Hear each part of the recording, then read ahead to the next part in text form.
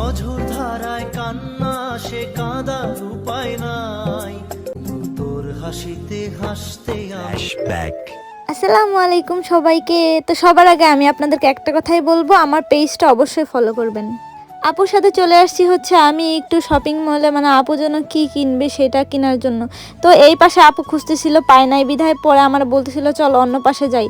দেন এই পাশে যাওয়ার সময় আমার চোখে একটা জিনিস পড়ে, সেই জিনিসটা আপনারাই দেখেন।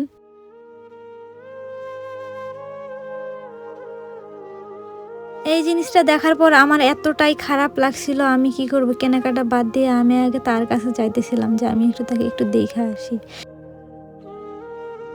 ওনার কাছে আসার পরে আমি কিছু বলি না, আমি শুধু দেখতেই ছিলাম যে উনি কি করতেছে। পরে দেখি উনি একটা পাতিলের নিচে ভেঙে গেছে, তো ওইটা ঠিক করতেছিল। এখন আমি কিছু বলার সাহস পাই না, আপুকে শুধু শুধু দেখাইতেছিলাম যে দেখ কি পরিমাণ রোদ। তারপরে দেখলাম উনি পাতিলটা ঠিক করে আবার ওনার জায়গাতে চলে আসতেছে, মানে যেখানে উনি বসে থাকে, প্রত্যেকদিন বসে বসে কাজ করে। আমি বারবার আশেপাশে ঘোরাঘুরি করতেছিলাম, কিন্তু তার সাথে কথা বলার সাহস পাইতেছিলাম না। একবার যাইতেছিলাম ওইদিকে, আবার যাইতেছিলাম তার কাছে, মানে এইভাবে শুধু ঘোরাফেরা করতেছিলাম। তারপর মনে সাহস নিয়ে ভাবলাম যে না, এভাবে ঘোরাঘুরি করলে চলবে না, আমি এখন তার কাছে যাব। দেন আমি আবার আস্তে আস্তে তার কাছে যাইতে থাকি আর ভাবতে থাকি আল্লাহ আমার যে বকা টকা দেয়ই নাকি আল্লাহই জানে। তারপরে যাই আসে আবারও মানে সাহস পাইতেছি না তার সাথে কথা বলার। আমি শুধু দাঁড়ায় দাঁড়ায় দেখতেছি আর ভাবতেছি কি বলবো তারে, মানে কোনো কিছু বলার সাহসও আমি পাইতেছিলাম না। পরে একটা আন্টি এসে দেখি তার সাথে কথা বলতেছিল। দেন আমি চুপ করে দাঁড়াইছিলাম যে বলবো কিছু, মানে বলার আমার সাহসটা হইতেছিল না। তারপরে ভাবলাম যে না, তার সাথে কথা বলি। অনেক সাহস নিয়ে আমি তার সাথে কথা বলি, তারে বলি কেমন আছেন, সে বলে ভালো আছে। আমি বলছি আপনি খাওয়া দাওয়া করছেন, বলে যে সকালে খাইছি তারপর আর খাই নাই। তারপর আমি বললাম আমি যদি আপনাকে কিছু খাওয়াই আপনি কি খাবেন? সে বলতেছিল কি খাওয়াবো? আমি বলছি আপনার যেটা মন চায় আপনি আমার বলেন, আমি আপনাকে খাওয়াবো। এখন সে শুধু বলতেছিল, বারবারই একটা কথাই বলতেছিল, আপনি আমার বিস্কুট আর পানি খাওয়ান। তারপরে না আমি বললাম যে আপনাকে চলেন আমি বিরিয়ানির দোকানে নিয়ে যাই, ওখানে যাই বিরিয়ানি খাওয়াই। বাট সে খালি বারবার না করতেছিল, বলতেছিল যে না আমি খাবো না, আপনি আমাকে খালি বিস্কুট আর হচ্ছে পানি দিয়ে যান। তাকে আমি আমার বোন অনেক রিকোয়েস্ট করলাম যে চলেন আপনাকে আমরা হোটেলে নিয়ে খাওয়াই নিয়ে আসি, আপনার যেটা খাইতে মন চায় আপনি সেটাই খাবেন।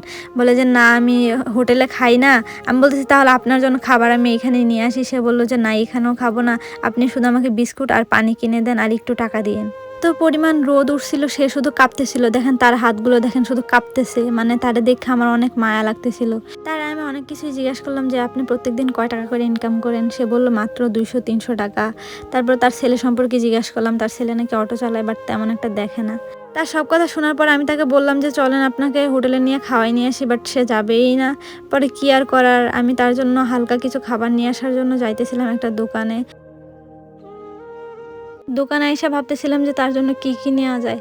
পরে আমি এই যে একটা পাউরুটির প্যাকেট নিয়ে নেই, তারপরে ভাইয়াকে বলি ভাইয়া একটা জুসের বোতল দেন। দেন ভাইয়া একটা জুসের বোতল নিয়ে আসে, ওই দিক দিয়ে হচ্ছে বিস্কিট আর হচ্ছে পানির বোতল, এগুলো হচ্ছে আমি ভাইয়ের কাছে বলতেছিলাম যে এই জিনিসগুলো দেন।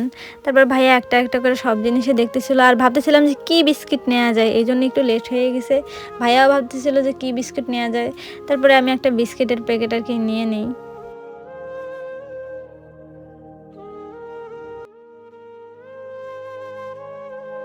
দেন সব কিছু নেওয়া শেষ করে ভাইয়ার টাকাটা দিতেছিলাম যে ভাইয়া ধরেন আপনার টাকাগুলো।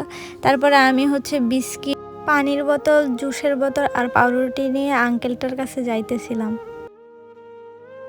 তার কাছে যখন আমি খাবারগুলো নিয়ে যাই, সে মানে আমার দিকে এমনভাবে তাকাইছিল, মানে তার প্রতি আমার ভালোবাসা আর আমার প্রতি তার ভালোবাসা মানে দুটোই মনে হইতেছিল সমান সমান হয়ে গেছে।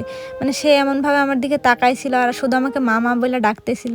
সে টাকাগুলো নিতেই চাচ্ছে না, মানে অবাক চোখে আর কি তাকাই আছে। তারপর আমি বললাম যে নেন। বলে তুমি আমাকে টাকা দিতেছে কেন? আমি বলতেছি আমার আপনার জন্য অনেক মায়া লাগছিল তাই। পরে সে টাকাটা আমাদের চুমু খায়।